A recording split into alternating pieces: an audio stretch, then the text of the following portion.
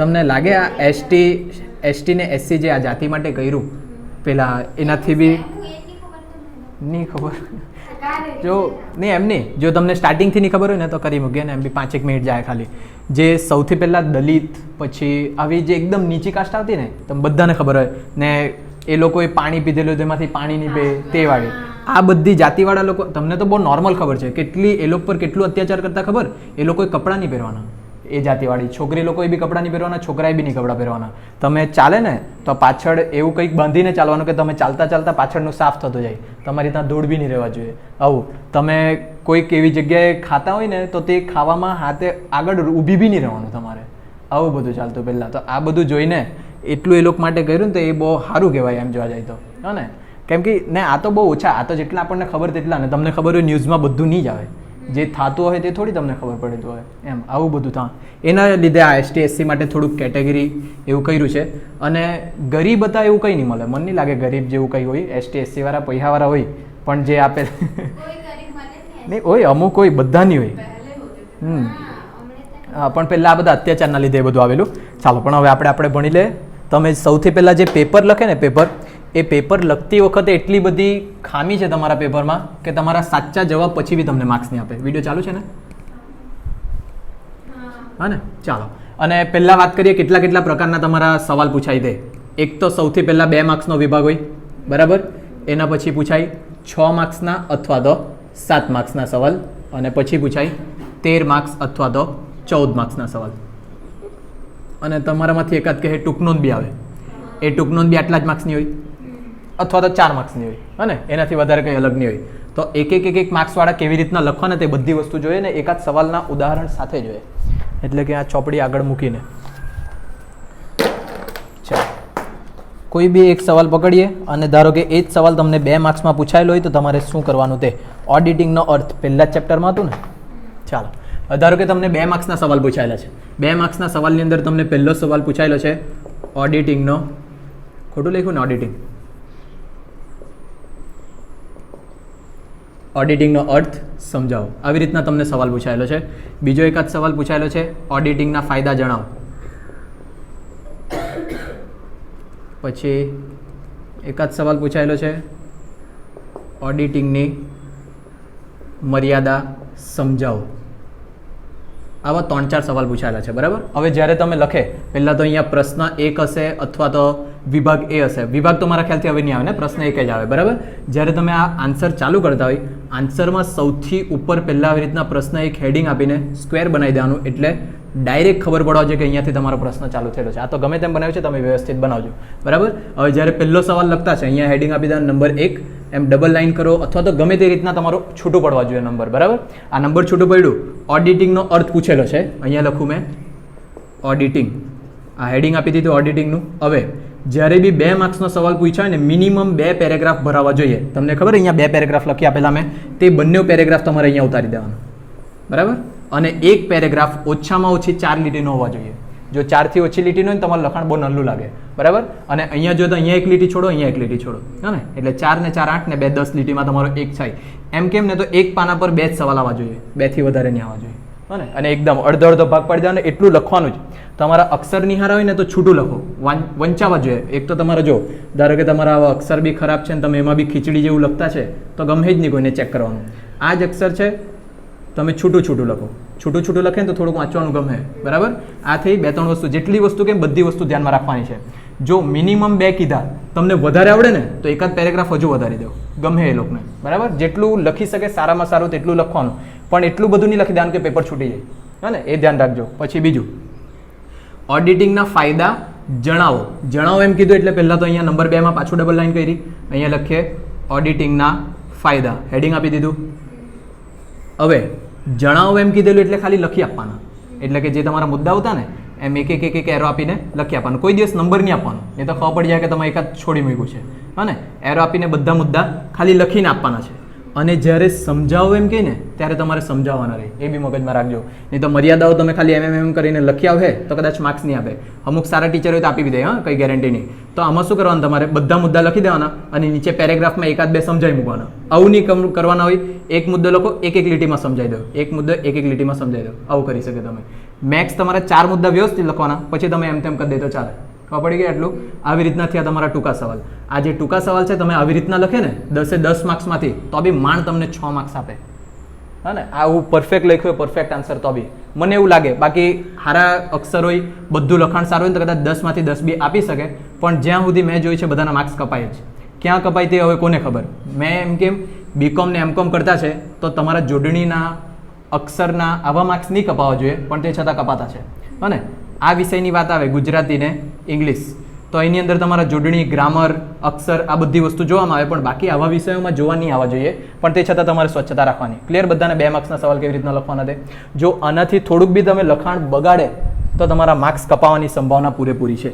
બરાબર? ચાલો. અને ટૂંકા સવાલ બધા સબ્જેક્ટમાં આવે છે. હવે આમાં કંઈ એવું નહીં મળે કે આ સબ્જેક્ટમાં આવી રીતના કરવાનું, પેલા સબ્જેક્ટમાં એવું. ખાલી માર્ક્સ જોવાના અને લખાણ આવું રાખવાનું. પછી છે 6 કે 7 માર્કના સવાલ. આમાં જ તમારું આવી જશે 4-5 માર્ક્સના બી પૂછાય ને ટૂંકનોંધના, તેમાં બી આવું જ સેમ. એમાં તમારા 3 કે 4 પ્રકારના સવાલ પૂછાય. સૌથી પહેલાં પૂછાય મુદ્દાવાળા, તે લખવાનું સૌથી સારામાં સારું. બરાબર? બીજું પૂછાય ડાયરેક્ટ, જે ડાયરેક્ટ સમજાવવાનું હોય ને તે, અને તફાવત. બીજું કંઈ પૂછાય આમાં કે બસ આટલું જ પૂછાય? હા ને, બસ આ 3 પ્રકારના સવાલ આવે. 6, 7, 4 કે 5 ગમે તે માર્ક્સમાં પૂછાયેલા હોય. સૌથી પહેલાં એક સવાલ લખવા પડે, એક સવાલ લખીએ. ઓડિટિંગના ફાયદા કે લક્ષણો કયા? એકાદ મોસ્ટ એમપી સવાલ છે ને, ઓડિટિંગનું કાર્યક્ષેત્ર. બરાબર? ધારો કે આ એક સવાલ પૂછાયેલો છે, ઓડિટિંગનું કાર્યક્ષેત્ર. સૌથી પહેલાં અહીંયા ઉપર પ્રશ્ન 2 હશે, એવું કંઈક હશે. બરાબર? અને તમને આવું જ પૂછાય, પ્રશ્ન 2 અથવા પ્રશ્ન 2 આવી રીતના પૂછાતા છે. કોઈ વખત આ એક 14 માર્ક્સનો હોય તો બીજો A અને B કરીને 7-7 માર્ક્સના પૂછેલા હોય. બરાબર? કોઈ દિવસ ભૂલથી આવું નહીં કરે, આના આ લખી દે અને આમાં બી A B પૂછેલું હોય, આનું B લખી દે, આવું કરે તો બધું કંઈ માર્ક નહીં મળવાનું તમને. અને કરેલું બી છે અમુક વિદ્યાર્થીની હોય. બરાબર? કોઈને આપણે નામ નહીં ને બદનામ નહીં કરવાના. હા ને, કોઈ વખત કન્ડિશન એવી ઊભી થાય જ, જો આવા A B પૂછાય ને તો આનું આ આવડતું હોય ને આનું આ આવડતું હોય. બરાબર? તો આવા ટાઈમે તમારે પસંદ શું કરવાનું ખબર? કે જેમાં ઓછા મુદ્દાવાળા, આ બંનેમાંથી ઓછા મુદ્દાવાળા કયું આવડતું છે? જો આના ઓછા મુદ્દા હોય તો આ લખો. હા ને, કેમ કે જલ્દી પથે. આનો ઓછો મુદ્દો હોય તો આ લખો, એ જલ્દી પથે. અથવા તો બીજી કેવી રીતના નક્કી કરી શકે? આ જે બીજા નહીં આવડે ને, એ નહીં આવડવાવાળા સવાલમાંથી કયું તમે એવું છે કે જે ગપ્પા મારી શકે? ખબર પડે? એટલે તે પ્રમાણે પસંદગી કરવાની. એક બીજું ઓપ્શન આવે, એક 14 માર્ક્સનો અને બીજા 7-7 માર્ક્સના. ધારો કે કોઈ એવું બધા IMP જ પૂછાઈ ગયેલા હોય, જે આપેલા હોય તો 3 બી આવડતા હોઈ શકે, તો તેવા ટાઈમે હંમેશા 14 માર્કનો પસંદ કરવાનો. બરાબર? કેમ કે એક જ સવાલ લખતા એટલો ટાઈમ નહીં જાય જેટલા 2 સવાલ લખતા જાય. હા ને, એટલે આટલી નાની વસ્તુ બધાએ ધ્યાન રાખવાની. જો તફાવત લખવાનું છે, એમાં લખવાનું કેવી રીતના તે તો કંઈ ધાડ નથી મારવાની. પહેલાં આની વાત કરીએ. 6-7 માર્ક્સનો પૂછાયો ઓડિટિંગનું કાર્યક્ષેત્ર. સૌથી પહેલાં અહીંયા ઉપર તમે હેડિંગ આપેલું હશે પ્રશ્ન 2. બરાબર? જ્યારે બી તમે પ્રશ્ન 2 લખે, મોટા સવાલ, હંમેશા સવાલ ઉતારવાનો. ગમે તેટલું એ લોકો ના પાડે કે જે હોય તે, હા ને, તમારે અહીંયા સવાલ ઉતારવાનો. મેં સ્ટાર આપ્યું છે, ધારો કે તમે પ્રશ્ન 2માં A વાળો લખતા છે, આમાં આ A B વાળો A લખતા છે, પૂરેપૂરો સવાલ ઉતારી દેવાનો. ઓડિટિંગનું કાર્યક્ષેત્ર એટલે એ લોકોએ શોધવા નહીં પડવા જોઈએ કે તમે કયો સવાલ લખ્યો છે. હા ને, આ તમે એક સવાલ લખી દીધો હેડિંગ. હવે સૌથી પહેલાં જે પૂછ્યું છે ડાયરેક્ટ લખવાનું ચાલુ નહીં કરવાનું. આ જે સવાલ છે ને એના વિશે થોડુંક તો સમજાવવાનું. થોડુંક એટલે અહીંયા ઓડિટિંગ છે, અહીંયા હેડિંગ આપી દે ઓડિટિંગ. હવે ઓડિટિંગની તમારે વ્યાખ્યા, અર્થ જે આવડતું હોય તે, આ ભલે મેં આવી ડિઝાઇન કરી છે, તમારી ઈચ્છા નહીં હોય તો નહીં કરે, ડબલ લાઇન કરી શકે અથવા તો એમ સ્ક્વેર કરી શકે, જેવું કરવાનું તેવું, પણ ચોખ્ખું દેખાવા જોઈએ. બરાબર? અથવા તો કોઈને ડિઝાઇન કરવું બી નહીં ગમે ને તો ખાલી એમ અંડરલાઇન કરશો તો બી ચાલશે. હા ને, પણ ડિઝાઇન તમે 11-12થી કરતા જ આવ્યા છે, એટલે અહીંયા લખીએ ઓડિટિંગ. ઓડિટિંગનું પહેલાં તો એરો આપીને વ્યાખ્યા, અર્થ જેટલું આવડે તેટલું. કોઈ વખત એવું થાય આ મોટા સવાલને લગતો ટૂંકો સવાલ પૂછાયેલો જોઈએ, ત્યાં લખેલું હોય તો મગજ નહીં ઘસવાનું, પાનું ફેરવો ત્યાંથી બેઠું ઉતારી મૂકવાનું. બરાબર? અહીંયા બી મિનિમમ તમારે 2 પેરેગ્રાફ ભરવાના. અહીંયા તમારો પેરેગ્રાફ નાનો હશે તો ચાલશે, 3 લીટીનો ચાલે. બરાબર? એક્સ્ટ્રા કંઈ આવડે તો એક્સ્ટ્રા લખો, તમારી મરજીનું લખવાનું. અહીંયા એ લોકોએ વ્યાખ્યા પૂછેલી નહીં મળે, પૂછેલી હોય તો લખવા જ પડે, નહીં પૂછેલી હોય તો બી લખવાની. બરાબર? એના પછી બીજો એરો આપીને જે મેઇન સવાલ છે તે ઓડિટિંગનું કાર્યક્ષેત્ર. અને બીજી વસ્તુ, અમુક શિક્ષકો આવી ઈચ્છા રાખે કે પહેલાં તમે આવું લખે પ્રસ્તાવના. બરાબર? તો આ વખતે આવું કોઈ દિવસ લખ્યું નહીં ને તમે, પ્રસ્તાવના અને પછી મુખ્ય ભાગ લખ્યું છે? હા, જો લખ્યું હોય તો બી વધારે સારું. અહીંયા ઓડિટિંગની જગ્યા તમે આવું બી લખી શકે, પ્રસ્તાવના, અને એ પ્રસ્તાવનાની અંદર તમારે ઓડિટિંગ વિશે જ લખવાનું. બરાબર? એટલે આ વખતે આવું રાખીએ પ્રસ્તાવના, એના પછી બીજામાં તમારે લખી દેવાનું મુખ્ય ભાગ. બરાબર? ખબર પડે? પ્રસ્તાવના પછી મુખ્ય ભાગ. હવે મુખ્ય ભાગમાં બી પાછું આવી લીટી કરી, કાર્યક્ષેત્ર પૂછાય છે મુદ્દાવાળા ને તો બહુ મસ્ત થઈ જાય. અહીંયા એમ હેડિંગ આપી દો, ઓડિટિંગનું કાર્યક્ષેત્ર. હવે થોડાક મુદ્દા લખું, કેટલા કેટલા છે, કયા કયા જોઈ લે. વ્યવહારોની સાચી નોંધ, વ્યવહારો અધિકૃત, વ્યવહારોની સાચી નોંધ, વ્યવહારો અધિકૃત. આવી રીતના 7-8 મુદ્દા છે, બરાબર. આ બધા મુદ્દા તમારે આવી રીતના લાઈનમાં લખવાના. આ સેન્ટરમાં હેડિંગ છે, બરાબર. આ લખી લીધા. અહીંયા ધારો કે 4-5 જેટલા મુદ્દા છે તેટલા મુદ્દા તમે લખી લીધા. અહીંયા અત્યારે કંઈ કરવાની જરૂર નહીં મળે, બરાબર. અને આવું ખાલી ને ખાલી જ છોડી દો. પછી આગળનો આખો સવાલ બતાવો. છેલ્લે ટાઈમ બચે ને માપપટ્ટી મૂકીને આ હરકી એમ ડબલ લાઈન, બરાબર. અહીંયા ડબલ લાઈન તો પહેલેથી લીટી છૂટેલી રહેવા જોઈએ. હા, પછી આમ ડબલ લાઈન, આ ડબલ લાઈન અને આ છેલ્લે ડબલ લાઈન. એટલે જો આખું છૂટું પડી ગયું તમારું. હા ને, આ ઉપર હેડિંગ બી આવી ગયું મેન, વચ્ચે બધા મુદ્દા આવી ગયા અને પછી આ બધી લીટી પડી જાય ને પછી ટાઈમ બચે તો લઈને ખબર એમ તમે આડી પેન્સિલ પકડીને એમ કરે અને આખું હાઇલાઇટ કરી દો, એકદમ ચોખ્ખું દેખાવા લાગે એ તમારું. અને સૌથી ઇઝી પડે કેમ કે આમાં ટાઈમ નહીં જાય એટલો. છેલ્લે ટાઈમ બચેલો હોય તો જ કરવાનું આવું. ને એવું લાગે કે બહુ ઓછો ટાઈમ બચ્યો તો સિંગલ લીટી પાડી દો, કંઈ નહીં. પણ આવું એક વસ્તુ ચોખ્ખું દેખાય ને ડાયરેક્ટ માર્ક્સ આપવાનું મન થાય એ લોકોને. ક્લિયર આટલું બધાને? એ થઈ ગયું. હવે માર્ક્સ જોવાનું ખાસ. 6 કે 7 માર્ક્સનો પૂછાયેલો છે. પહેલાં એરો આપીને પહેલો મુદ્દો લખીએ, વ્યવહારોની સાચી નોંધ. નંબર નહીં આપવાનો કોઈ દિવસ. આમાં બી મુદ્દામાં કોઈ દિવસ નંબર નહીં આપવાનો. જો ધારો કે ટોટલ 7 મુદ્દા હશે, તમે અહીંયા 6 લખ્યા ને તો તમે પોતે જ તમારી ભૂલ બતાવ્યા કરે કે અમે 6 જ આવડતા છે. હા ને, એટલે કોઈ દિવસ નંબર નહીં આપવાનો. ચાલો અહીંયા લખીએ વ્યવહારોની સાચી નોંધ. હવે વ્યવહારોની સાચી નોંધ હેડિંગ આપો, ડિઝાઇન કરવાના કરો. 6 કે 7 માર્ક્સમાં પૂછાયું છે ને, મિનિમમ 2 પેરેગ્રાફ, 3 લીટીના 2 પેરેગ્રાફ સમજાવો, બહુ થઈ ગયું. અને હવે આવા સવાલ પૂછાય તેની વાત કરીએ. મહત્વ, મર્યાદા અને લક્ષણો. મોસ્ટલી તમે આવા જ સવાલ જોયેલા હશે. અને મહત્વની જગ્યાએ લોકો ફાયદા શબ્દો બી વાપરે, મર્યાદાની જગ્યાએ ગેરફાયદા બી વાપરે, લક્ષણોની જગ્યાએ લાક્ષણિકતા વાપરી શકે, તત્વો વાપરી શકે, ઘટકો વાપરી શકે. આવા બધા સવાલ પૂછાય. આ એક છે સાચી નોંધ. સાચી નોંધ ધારો કે આ મુદ્દો તો હરકો નહીં મળે કોઈ, કેમ કે આ તો કાર્યક્ષેત્ર પૂછેલો છે. જો ધારો કે મહત્વ પૂછ્યું છે અને આ જ મુદ્દો લખતા હોય તો અહીંયા કહી શકીએ માટે ઓડિટિંગ માટે આ મુદ્દો ખૂબ જ મહત્વનો છે એવું કહી શકાય. ખબર પડે? આ ગપ્પા મારવા માટે તમારે. પછી મર્યાદા લખતા હોય તો માટે કહી શકાય કે ઓડિટિંગની આ મુખ્ય અથવા તો અગત્યની મર્યાદા છે. અને લાક્ષણિકતા એટલે મુખ્ય અથવા તો અગત્યનું લક્ષણ છે. આવા સવાલની અંદર જ મુદ્દા એક્સ્ટ્રા એડ કરી શકાય. એટલે કે હું કહેવા માંગુ, આ 2 તમે હારા લખ્યા, છેલ્લે લીટી વધારવા માટે એવું લખી દેવાનું બધા મુદ્દાની અંદર. બહુ ઘણું લખાણ વધી જાય તમારું, બરાબર. પછી જ્યારે આવું પૂછાય પ્રક્રિયા, વિધિ, તબક્કા, હા ને, તો આવા બધામાં મુદ્દા તમારા કેવા જોઈએ? ક્રમમાં. હા ને, પ્રક્રિયા, વિધિ અને તબક્કા એવા ટાઈમે તમને બધા મુદ્દા ક્રમમાં જોઈએ. અને જ્યારે તમે ક્રમમાં લખતા હોય, ધારો કે અહીંયા એકાદ સવાલ બનાવીએ, ચા બનાવવાની પ્રક્રિયા, બરાબર. બીજો તો હવે કંઈ મગજમાં નહીં આવે. ચા બનાવવાની પ્રક્રિયા. ધારો કે ચા બનાવવા માટે સૌથી પહેલાં તમારે શું કરવા પડે? દૂધ. બહુ પાછળ ગયેલા ગયા તમે હમણાં તો તમે. હા, ચાલો ધારો કે અહીંયા લખીએ ગેસ પર ગરમ પાણી કરવા માટે ચડાવવાનું તપેલું, બરાબર. એ તપેલું મૂક્યું, સાદું સિમ્પલ લખીએ, તપેલું મૂકવું. એના પછી પાણી નાખવું, ગેસ તો પહેલાં ચાલુ જ છે એવું સમજી જાઓ. હા ને, પછી ચા નાખવી, પછી દૂધ નાખવું, ખાંડ નાખવું. કોઈ પ્રોસેસ અલગ અલગ બી કરી શકે. હા ને, આ બધું છે. ધારો કે આ જ પ્રક્રિયામાં તમે સવાલ લખતા છે તો સૌથી પહેલાં ચા બનાવવાની પ્રક્રિયા લખવા કીધી છે. પહેલો મુદ્દો લખો આ જ પ્રમાણે, જેવી રીતના આ લખતા છે ને તે પ્રમાણે લખ્યું. પહેલા મુદ્દાની અંદર પહેલી લીટી લખો, ચા બનાવવાની પ્રક્રિયાનો પ્રથમ તબક્કો અથવા તો પ્રથમ પ્રક્રિયા કઈ છે? તપેલું મૂકવું. આ પહેલી લીટી આવી ગઈ. વચ્ચે એના વિશે જેટલું આવડે તેટલું લખો. છેલ્લી લીટીમાં શું લખવાનું? તપેલું મૂકવા પછીની પ્રક્રિયા કઈ છે? પાણી નાખવું. ખબર પડે? એટલે પહેલી ને ખોટું નહીં મળે આમાં કંઈ. ના ને, ખાલી તમે ચીટિંગ કરતા છે પણ ઈમાનદારીથી ચીટિંગ કરતા છે. પહેલી લીટી લખી, વચ્ચે થોડુંક લખ્યું, છેલ્લે આવું લખ્યું. જ્યારે બીજા મુદ્દામાં આવે પાછું પહેલી લીટી એ જ, તપેલું મૂકવા પછીની પ્રક્રિયા કઈ છે? પાણી નાખવું. એમાં વચ્ચે લખ્યું, પાછું લખો, પાણી નાખવા પછીની પ્રક્રિયા છે ચા પત્તી નાખવી. આવું કેટલું બધું વધી જાય. હા ને, હા લખેલું એવી રીતના તો 12માં ટકા લાવ્યા તમે લોકો. હા ને, ચાલો તે 11-12માં શીખવેલું જ હતું એમ બી ને. ચાલો ઓય હવે પડી આટલું. હા, હવે જો લખવાની મજા આવ્યા કરે ને, જો કંઈ ભૂલી નહીં જવા, શાંતિ રાખો, વચ્ચે બોલ નહીં કરો, બરાબર. આ જ સેમ વસ્તુ, આ બધા મુદ્દા સમજાવ્યા.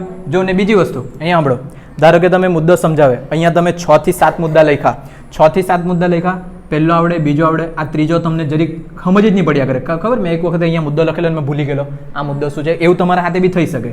પણ આ બીજા બધા આવડતા છે તો આ મુદ્દાની જગ્યા ધારો કે આ પહેલો લખ્યો, બીજો લખ્યો, ત્રીજો લખ્યો, ચોથો લખ્યો, એના પછી આ પહેલો મુદ્દો પાછો લખી દેવાનો. એટલું બધું કોઈ ધ્યાનથી જોઈ નહીં. ખબર પડ્યું? હા ને? એટલે કોઈ વખત એવું જો ખરાબ પરિસ્થિતિમાં ઉપયોગ કરવાનો, બધી વખતે ઉપયોગ નથી કરવાનો. એનો એ જ મુદ્દો રિપીટ કરી દો. જેમ કે રિપીટ કરવાનો એ બુદ્ધિ દોડાવવાની. વ્યવહારોની સાચી નોંધ વ્યવહારો થોડુંક ઉલટું કરી દેવાનું એટલે તરત ડાયરેક્ટ નહીં દેખાય. હા ને? અને બાકી એનું એ જ ઉતારી દેવાનું. આ નીચેવાળો પેરેગ્રાફ ઉપરવાળો પેરેગ્રાફ નીચે, લખાણ વધારવા માટે. બરાબર? આ થઈ ગયું. અને મેં કરેલું છે આવું. બરાબર ને? યુનિવર્સિટીમાં નંબર 2 આવ્યા છે, જોઈ લેજો. એટલે એવું કંઈ પેલું નહીં મળે. કેમ કે એટલા બધા પેપર તપાસવાના હોય ને, ખાલી એ લોકો ચોખ્ખું લખાણ જોઈએ, થોડાક સાચા શબ્દ દેખાય જાય ને, થોડાક જ માર્ક્સ મળી જાય. તમારા અક્ષર ખરાબ હોય તો માર્ક જાય. બરાબર? ચાલો, 6-7 માર્ક્સના હોય તો 2 ઉપર જો 6-7 માર્ક્સના હોય તો 2 પેરેગ્રાફ ભરવાના, એ 3-3 લીટીના. અને જો 14 કે 13 માર્ક્સનો હોય ને તો એક હજુ પેરેગ્રાફ વધારી દેવાનો. બરાબર? અને આમાં એક લીટી વધારી દેવાની, 4 લીટીના 3 લખી દેવાના. અને 14 માર્ક્સનો પૂછાય ને તો એક પાનાની અંદર ખાલી 2 મુદ્દા સમજાયેલા રહેવા જોઈએ. હા ને? નલ્લા સવાલ પૂછાયેલા મતલબ 6-7 માર્ક્સના તો એક પાના પર 3 ચાલશે, 3 થી વધારે નહીં લખવાના. એવું ચોખ્ખું કરીને પાના બી ભરવાના તમારે. બરાબર? એ પૈતું એટલું થઈ જાય એટલે લાસ્ટમાં તમારે લખી દેવાનું છેલ્લે સમાપન, અથવા તો તમે ઉપસંહાર લખતા હોય તો તે. હા ને? આવું જ લખજો નહીં. પ્રસ્તાવના, મુખ્ય ભાગ, સમાપન. ચોખ્ખું લાગે ને સારું દેખાય. બરાબર? સમાપનની અંદર તમારે લખી દેવાનું, જો એકદમ સાદું એક વાક્ય બનાવીને આપું ને તેમ, ઉપર દર્શાવેલા તમામ મુદ્દા એ ઓડિટિંગનું કાર્યક્ષેત્ર દર્શાવે છે, પણ એ સિવાય પણ ઓડિટિંગનું ઘણું મહત્વ છે અને એના અલગથી ઘણા બધા કાર્યો છે જેની ચર્ચા અહીં કરી શકાય તેટલો સમય નથી. ખબર પડી ગયું? હા ને? ટૂંકમાં પછી જો ધારો કે મહત્વ પૂછાયું છે, ઓડિટિંગનું મહત્વ, ઉપર દર્શાવેલા તમામ મુદ્દા એ ઓડિટિંગનું મહત્વ દર્શાવે છે, પણ તે છતાં તમે એના સિવાય ઓડિટિંગના બીજા મહત્વ નથી એવું કહી શકાય નહીં. એ સિવાય બી ઘણા મહત્વ હોઈ શકે. પછી જો ધારો કે મર્યાદા લખતા હોય તો મર્યાદા લખી તો તમે લખી દેવાનું. આ મર્યાદા માટે એક સારો મુદ્દો આવી જાય કે ઉપર દર્શાવેલા તમામ મુદ્દા એ ઓડિટિંગની મર્યાદા દર્શાવે છે, પણ આ મર્યાદાઓને ધ્યાનમાં રાખી આપણે ઓડિટિંગને કોસવાનું નથી. એના જે લાભો છે તે લાભને બી ધ્યાનમાં રાખીને એનો ઉપયોગ ભૂલી જવાનું નથી. આવી રીતના બહુ બધું તમે લખી શકે. હા ને? એટલે પણ સમાપનમાં ટૂંકમાં કંઈ ધાર નથી મારવાની. ઉપર જે લખ્યું તેના વિશે થોડુંક લખી આપવાનું. જો આ બધું બી નહીં આવડ્યું તો તમારે પાછું લખી આપવાનું. અહીંયા મુદ્દા જ, આ જેટલા મુદ્દા છે ને બધા મુદ્દા લખી આપવાના. આમ ઉપરની ચર્ચા પરથી કહી શકાય બધા મુદ્દા એ તમારી કાર્યક્ષેત્ર દર્શાવે છે. ખબર પડી સાન્યા? બહુ ઇઝી છે. મતલબ પેપર લખવાનું, ખાલી થોડું ઘણું વાંચેલું હોય, થોડીક તૈયારી હોય ને તો સારું એવું લખી શકે. અહીંયા તમારા બધા પૂરા થઈ ગયા. કયા? 2 માર્ક્સવાળા, 6-7 માર્ક્સવાળા, 13-14 માર્ક્સવાળા. બચ્યું શું છે હવે? ખાલી ડાયરેક્ટ લખવાવાળા સવાલ અને તફાવત. બરાબર? જો કે તફાવતમાં કંઈ કહેવા જેવું નહીં મળે. તફાવત તો તમારે ડાયરેક્ટ લખવા જ પડે અને તફાવતમાં તમે કોઈ ચીટિંગ બી નહીં કરી શકે. હા ને? સૌથી પહેલાં અહીંયા તફાવતના મુદ્દા, એના પછી ધારો કે પૂછાયું છે ઓડિટિંગ ને અન્વેષણ. એવો એકાદ તફાવત કરાવ્યો ને, ઓડિટિંગ અને અન્વેષણ. આવી રીતના ખાના બનાવી દેવાના. અને જો તમારે વધારે બતાડવાનું હોય ને તો હાસ્યમાં તફાવતના મુદ્દા નહીં લખવાના, અંદરથી લખવાનું. આ ખાના પતલા કરી દેવાના. એક મુદ્દામાં 4-5 લીટી ભરાઈ જાય તેવું કરી દેવાનું. ખબર પડે? એકદમ કન્જેસ્ટેડ કરી દેવાનું. હા ને? એટલે કે આ તમારું પાનું, આ પાનામાં અહીંયા હાસ્ય હોય, અહીંયા સાઈડ પર ખબર થોડીક લીટી દોરેલી નહીં હોય, આટલાની અંદર જ લખવાનું આ તફાવતના મુદ્દા. અને અહીંયા જ નાના 2 ખાના બનાવી દેવાના. એક મુદ્દો લખે તો અહીંયા 5-7 લીટી ભરાઈ જાય, એમ જ ભરાઈ જાય તેવું. હા ને? તો એમાં પાછું અહીંયા પહેલી લીટી છોડી દેવાની. આ તફાવતનો એક મુદ્દો લખ્યો, એના વિશે સમજાવ્યું, પાછી એક લીટી છોડવાની, પાછું લખ્યું, પાછું સમજાવ્યું, એમ કરીને 2 પાના સુધી ખેંચી લાવવાનું. અને એ ભરાઈ જાય ને લાસ્ટમાં જ્યારે ટાઈમ મળે ત્યારે એક મુદ્દા એમ છૂટા બી પાડી દેવાનું, તો તમારું ચોખ્ખું દેખાય. બરાબર? આ તફાવત થઈ ગયું. અને હવે છેલ્લે આવે ડાયરેક્ટ લખવાવાળું. બીજું બી કંઈ તમારું પૂછાય, કેસ સ્ટડી. હા ને? કેસ સ્ટડી વિશે બી વાત કરવા પડે. હા, આમાં બી નંબર નહીં આપવાનો. મેં તમને એવું કેમ ને, પેપરમાં જે સવાલ છે ને સવાલને જ નંબર આપો, બાકી કોઈમાં નંબર આપવાની જરૂર નથી. પણ જો તમે એકદમ શ્યોર હોય કે મને 7 મુદ્દા આવડે તો હોશિયારી મારવા માટે તમે નંબર આપી શકે. મને 7 આવડતા. હા ને? આવું એટલે શો ઓફ કરવા માટે. હા,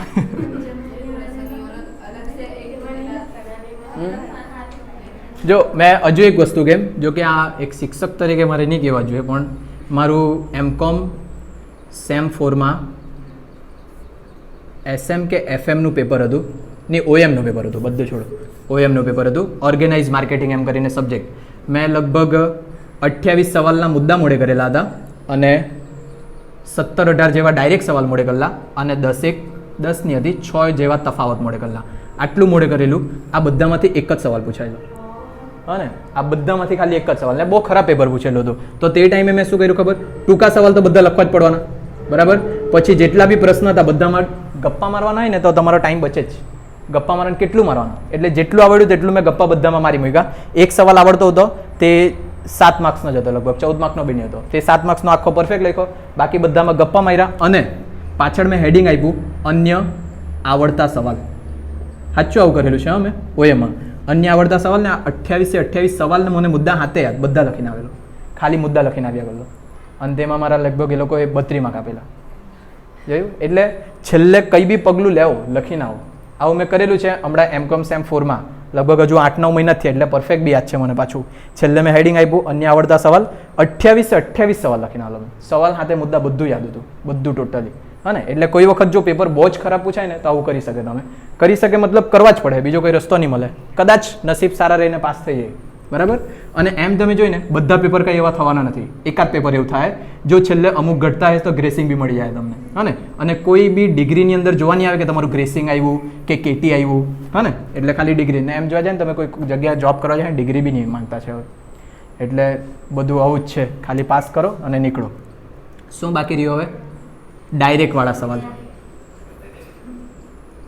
બરાબર. હવે ડાયરેક્ટવાળા જે સવાલ પૂછાય, ધારો કે આ જ છે ઓડિટિંગનું કાર્યક્ષેત્ર અને એની અંદર મુદ્દા નથી, બરાબર.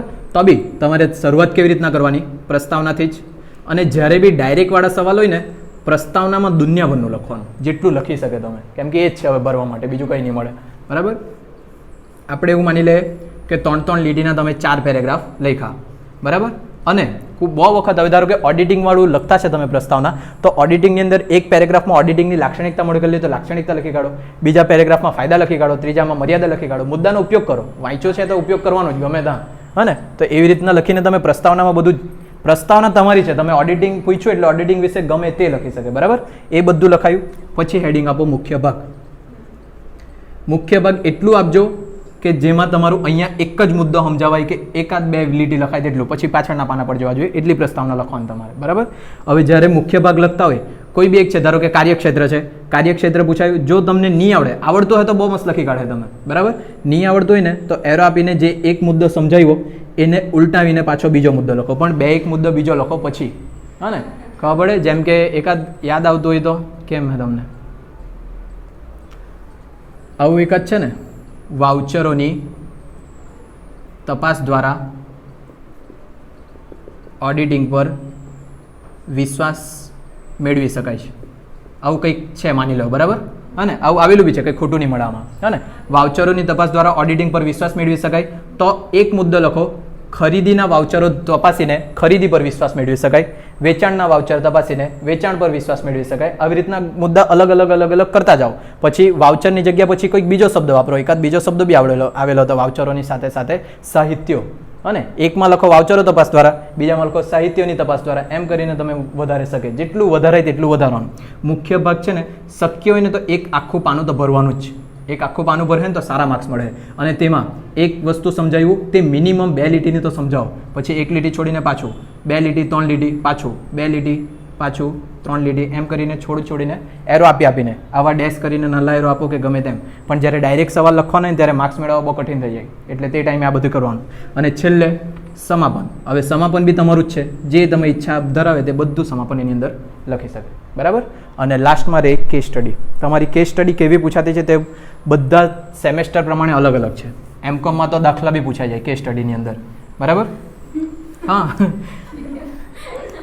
અરે સાચું, એ એમકોમ સેમ 4માં એબીસી પદ્ધતિ છે, પદ્ધતિ વાપરતા છે.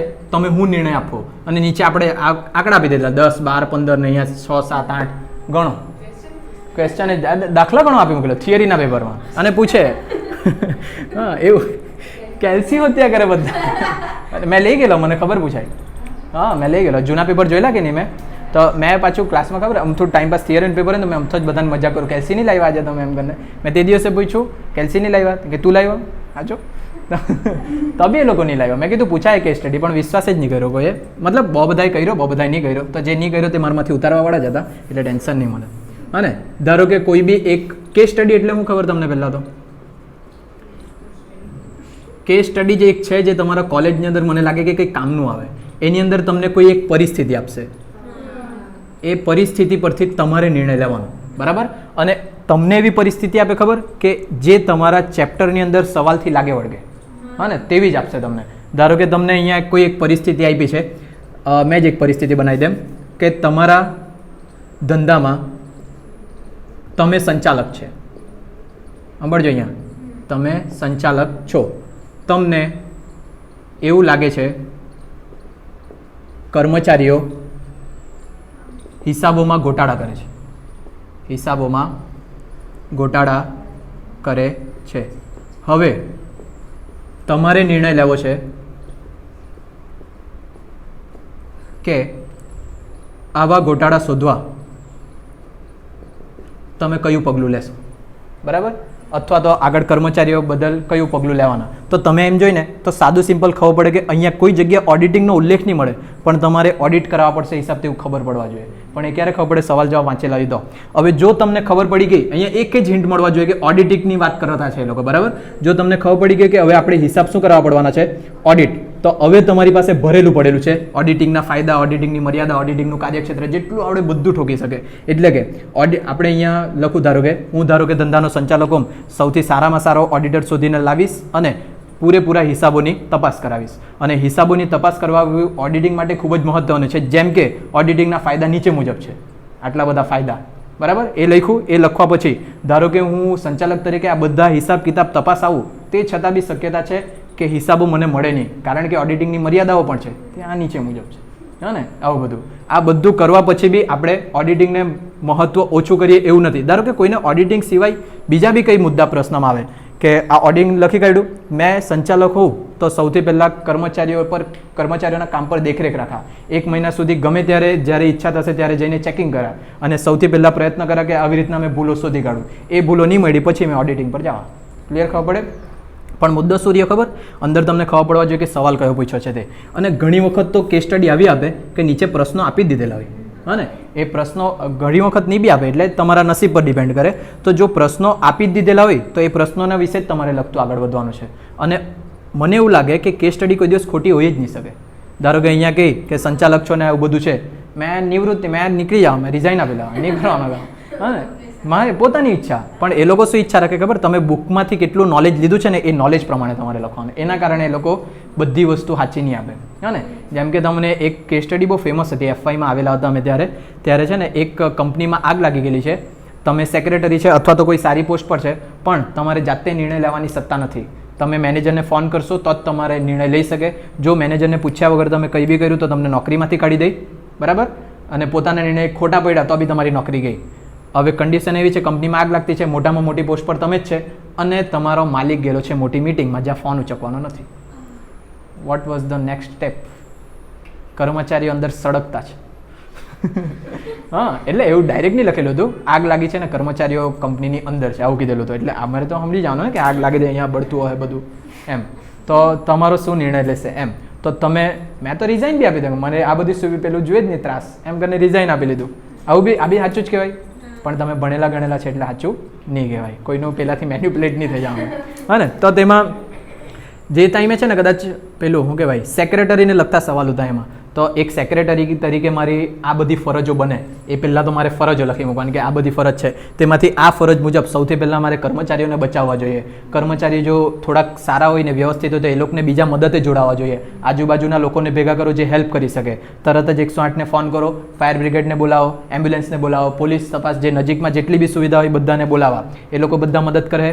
જો કર્મચારીઓ સેફલી નીકળી ગયા તો પછી મારા ગોડાઉનની અંદર જે પડેલા માલ સામાન હશે, મશીન હશે, જેટલું હું બચાવી શકે તેટલું બચાવવા. અને મેનેજર ભલે ત્યાં કંપનીમાં એક મેસેજ મૂકી દે કે ભાઈ આવી થયેલી છે ને હું આ પ્રકારનો નિર્ણય લેતો છે, અત્યારે તમારી પરવાનગી લેવાનું મારા પાસે સમય નથી, એટલે હું આ પગલાં લીધા છે. સિમ્પલ. એટલે આવું લખાણ એ લોકો તમારા પર એક્સપેક્ટ કરે. સ્પેલિંગ થોડીક થઈ ગઈ, હા ને. તો આવું બધું લખો ને. થિયરીમાં ફેલ થવું પેલું જ નહીં મળે, આરામથી પાસ થાય, પણ છે ને લખાણના લીધે તમે ફેલ થાય. બીજું કંઈ તમે પૂછવાના કે જે તમને એવું લાગે કે અમે આવું કરીએ તો સારું પડે કે ખરાબ પડે, જે પૂછવાના જાય એવું લાગે 99% બધું કહી દીધું છે મેં. બસ કંઈ પૂછવાનું તો પૂછી લે, એટલે વિડીયો વાળાનું બી કામ થઈ જાય. અમારા દોસ્ત હો ગયા, બંધ કરી દીધે. કંઈ નહીં પૂછવાના. કેટલા પેજ ભરવાના?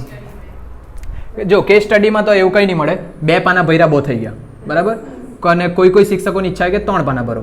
અમુક સર જો તમારા હે ને, ધારો કે તમારા કોલેજના મુકેશ સરને તમે પૂછે ને તો 1.5 પેજ જ કહે, કેમ કે એમના મગજમાં કેવું ખબર, ક્વોલિટીવાળું લખાણ. પણ બધા જ વખતે મુકેશ સર નથી તપાસવાના. ક્વોલિટીવાળું લખાણ એ બી મારી બી ઈચ્છા એવી કે 1.5 પાનામાં તો તમે ક્વોલિટીવાળું લખેલું તો માર્ક મળવા જોઈએ, પણ નહીં આપે અમુક શિક્ષક. મુકેશ સરના હાથમાં પેપર આવે તપાસે, સારા માર્ક્સ આપે, પણ જો બીજા ટીચર પર ગયું તો અમુક ટીચરના મેન્ટાલિટીમાં વધારે લખેલું હોય તો ગમે. એટલે તમે ક્વોલિટીવાળું બી લખો અને વધારે બી લખો. મુકેશ સરના હાથમાં ગયું ક્વોલિટી જોઈને માર્ક તો આપવાના જ, પેલા લોકોના હાથમાં ગયું તો એ લોકો બી વધારે માર્ક આપે, બરાબર. અને આ જે 6-7 માર્ક્સના છે તેમાં પાના ગણવાનું નહીં. તમને જે અમે લખવા કીધું, પ્રસ્તાવના લખ્યું, મુખ્ય ભાગના મુદ્દા લખ્યા, 1 પાનું ભરાઈ ગયું. બીજા માટે તમને શું કીધું છે, 1 પાના પર 3 મુદ્દા, જ્યાં સુધી લખાય લખ્યા કરો. હા ને, એમાં પાના ગણવાની જરૂર નહીં મળે. પછી જ્યારે તમારા ડાયરેક્ટવાળા પૂછાય, પ્રસ્તાવના લખ્યું, એના પછી જે મુખ્ય ભાગ સમજાવવાના ડાયરેક્ટ 1 જ પાનું ભરાવાનું, ત્રીજા પાના પર પેલું સમાપન લખી દો અને એમાં પતાવી દો, જેટલું એટલું પતે તેટલું. ને એમ જોવા જઈને તો મેં જ્યારે 7-8 માર્ક્સનો સવાલ લખતો મિનિમમ 6 પાના ભરતો હતો. હા ને, લખાણ એટલું બધું લખતો, 1 પાના પર 1 મુદ્દો સમજાવતો. FY BCom સુધીમાં, MCOMમાં બુદ્ધિ આવી ગયેલી. હા ને, તો આટલું. ને મને હજુ બી આ 14 માર્ક્સના એક સવાલમાં મેં 9 પાના ભરેલા હતા. ને એ સૌથી વધારે હતો તે ટાઈમનો મારો રેકોર્ડ, 9 કે 11 પાના, મને પરફેક્ટ યાદ નહીં મળે, પણ આટલા પાના ભરેલા. પણ ટાઈમ ટુ ટાઈમ પેપર બતાવેલું. અને હા, ટાઈમથી યાદ આવ્યું, આ પરફેક્ટ ટાઈમ ટુ ટાઈમ બી પેપર લખાવા જોઈએ. પ્રશ્ન 1 30 મિનિટ, એનાથી વધારે નહીં. જો 30 મિનિટથી વધારે ગઈ તો તમારું પેપર છૂટી ગયું, સમજી જ જવાનું છૂટી ગયું. અને આમાં ટાઈમ બચાવવાનો તમારે, શક્ય હોય તો 20 મિનિટમાં જ પતાવવાનું, બરાબર. હા ને, જો હા બીનલ કાંઈ બીજલ તો MCOMમાં. ચાલો, જો બીજલ રહી જાય, કેમ કે તમે છે ને પ્લાનિંગથી નહીં ચાલે. સાઈડ પર એક ઘડિયાળ જોઈએ તમારા હાથમાં, જેમાં સ્ટાર્ટ કરે ને, જો તેમાં તમને શું બેનિફિટ થાય ખબર, પેપર જો તમને જલ્દી હાથમાં મળી ગયું ને તો ફટાફટ લખવાનું ચાલુ કરે, એટલે આ બધું બચી જાય તમારું. પણ તમારે મગજમાં એટલું રાખવાનું, કેમ કે સાઇન કરવા આવે, પેલું ચોટાડવા સ્ટીકર આવે, પુરવણી જોઈએ તમને, આ બધું બહુ નાટક થાય. વચ્ચે વચ્ચે કોઈ તમારા હાથે બીજા બેચવાળા બેહેલા હોય, કંઈ સવાલ ખોટો હોય તો એ આવીને લવારા કરે, તેમાં તમારું મગજ ડાયવર્ટ થાય. એટલે મગજમાં એટલું રાખો કે 20 મિનિટ કે મેક્સમાં મેક્સ 25 મિનિટમાં આ પ્રશ્ન એક પતાવવાનો. પછી જો માર્ક્સ માટે કહેતો છે 6, 7, 4, 5 આટલા માર્ક્સ હોય ને તો 12 મિનિટમાં તમારો સવાલ પતવા જ જોઈએ. નહીં પૈતો તો પતી ગયું તમારું. અને જે 14 કે 13 માર્ક્સનો સવાલ હોય ને તે 25 મિનિટમાં પતવા જોઈએ.